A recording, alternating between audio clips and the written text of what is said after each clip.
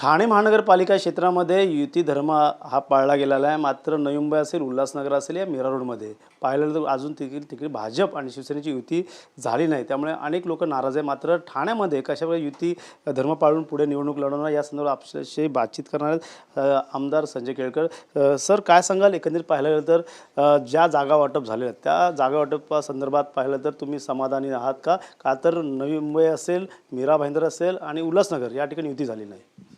नाही, समाधानी नसलो तरी देखील शेवटी पक्ष हे व्यापक हित बघतं.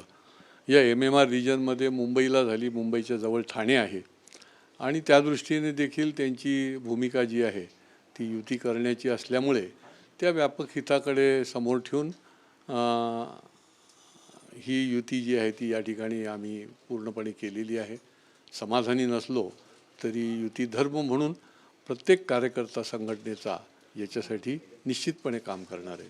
काय वाटतं, ज्या जागाचा फॉर्म्युला तुमच्यासमोर ठेवला, काय येणाऱ्या काळात पाहिलं तर तुमचा देखील महापौर बसू शकला असता का? तर डोंबिवली, कल्याण डोंबिवलीचं एक उदाहरण आहे जुनं, ते नक्की काय आहे आणि एकंदरीत पाहायला गेलं तर तुमची देखील ताकद वाढत चाललेली आहे.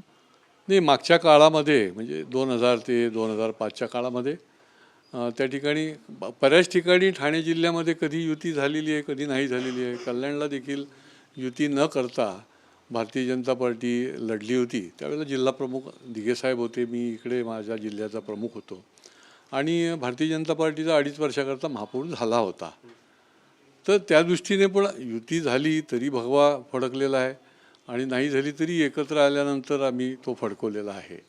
परंतु काही आता 2 इंजिनं आमची चालू आहेत, केंद्रामध्ये, राज्यामध्ये. तिसरं इंजिन पण इथे असलं पाहिजे आणि त्या भूमिकेमधनं या ठिकाणी ही युती जी आहे ती आमच्या पक्ष नेतृत्वानी केलेली आहे आणि त्याला मानून या ठिकाणी हा भगवा झेंडा फडकवला पाहिजे, ही आमची भूमिका राहिली. मात्र महापौर बसला असता आपला जर युती नसती झाली तर?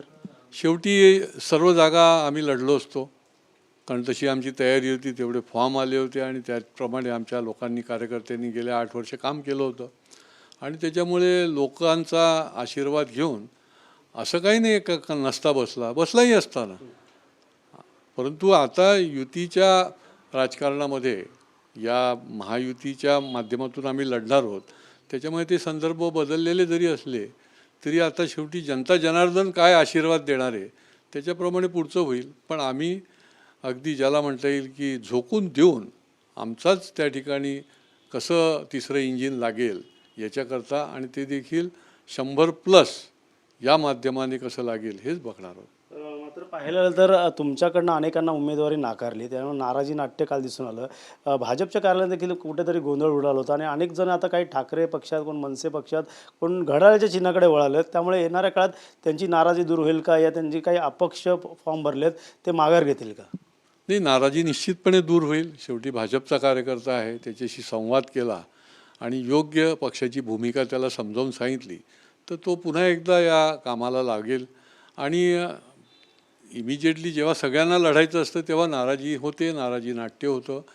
पण आमचंही ते काम असतं की त्यांना ते सगळं त्यांचं राग आणि उद्रेक जो आहे तो समजावून घेऊन त्यांच्याशी संवाद करून त्यांना समजवायचं असतं आणि ते देखील आम्ही त्या दिवशी परवा रात्री म्हणजे सकाळी काल भल्या पहाटे आम्ही ते केलं आणि त्याच्यानंतर त्यांना निश्चितपणे ते ऐकून घेऊन ते निघून गेले. मात्र ज्या पक्षातनं सोडून ते ठाकरेगड असेल, मनसेगड असेल, घड्याळ त्याच्यामध्ये गेले, त्यांचा फटका देखील आपल्याला बसू शकतो का? वाटतं त्यांची पहिले भाजपच्या धोरणावर चालत होते आणि त्या आता सेक्युलर विचाराच्या धोरणावर चालेल?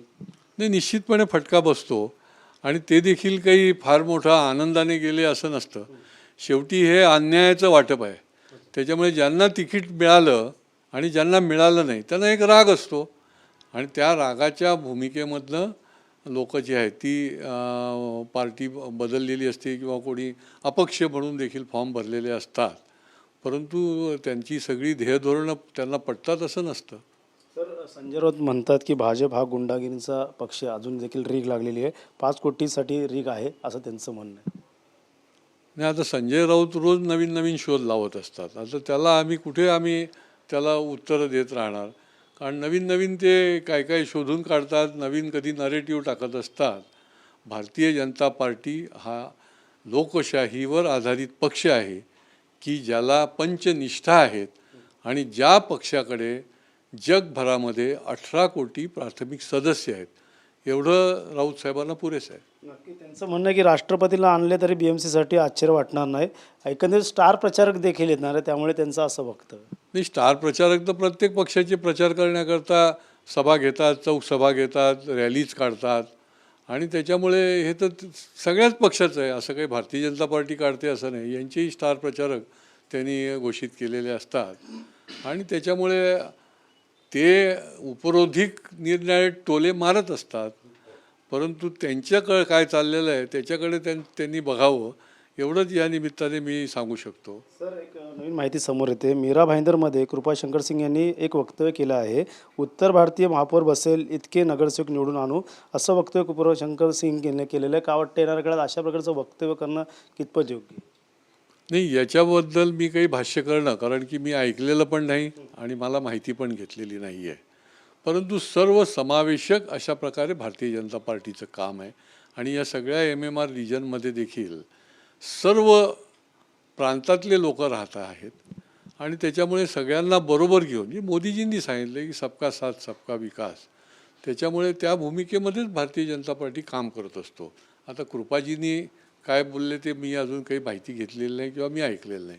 सर, पाहिलं तर तुम्ही लक्षवेधी अनेक वेळा मांडली भ्रष्टाचार संदर्भात आणि तोच विरोधकांचा मुद्दा या महानगरपालिकेमध्ये असणार आहे.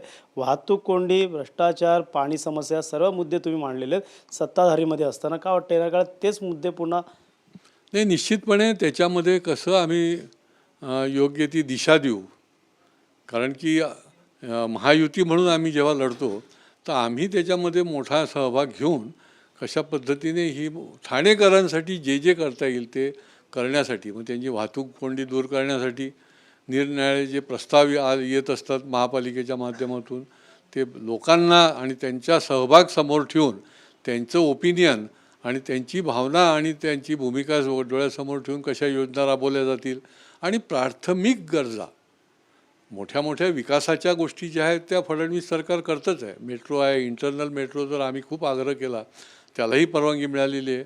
परंतु या प्राथमिक गरजा ज्या आहेत की आमचा ठाणेकर जो त्या ठिकाणी राहतो, मग झुगी झोपडीमध्ये असेल, स्लममध्ये असेल, चाळीमध्ये असेल, बिल्डिंगमध्ये, टॉवरमध्ये, तर त्याच्या ज्या गरजा आहेत त्याच्याकडे जास्त लक्ष देऊन त्या कशा पुरवल्या जातील आणि हा हॅपीनेस इंडेक्स जो आहे प्रत्येक ठाणेकराचा तो वाढवण्याकरता मी निश्चितपणे झटून काम करणार आहे. सर, प्रत्येकांच्या आता गर्जना सुरू झालेल्या आहे. तुमचं कशी गर्जना असणार आहे? कमल फुलणार का? का तर राष्ट्रवादीचं म्हणतं आहे की घड्याळ हे गजर करणार, तर राष्ट्रवादी शरदचंद्र पवार यांचा पक्ष म्हणतं की तुतारी वाजणार आणि गदारानं गाडणार, तर मशाल देखील पेटणार अशा प्रकारे आणि इंजिन देखील धावणार मनसेचं, असा प्रचाराचा सुरुवात झाली. कमल तर फुलत राहिलेलंच आहे. अखंड महाराष्ट्रामध्ये सर्वात जास्त कमळं जी आहेत ती नगरपालिका नगरपंचायतमध्ये फुललेली आहेत. त्याचीच पुनरावृत्ती जी आहे ती महानगरपालिकांच्या निवडणुकात होणार. कमल खिलेगा निश्चित रूप से. महापौर कोणाचा बसेल? महायुतीचा बसेल. नक्कीच महायुतीचा महापौर बसेल असं भाजपचे आमदार संजय केळकर यांनी सांगितलं. त्यामुळे येणाऱ्या काळात आता कशा प्रकारचा कोणाचा झेंडा महानगरपालिकेवर असणार हे देखील पाहणं गरजेचं राहणार आहे. कॅमेरा अथर्वसह गणेश थोरात, TV9 मराठी, ठाणे.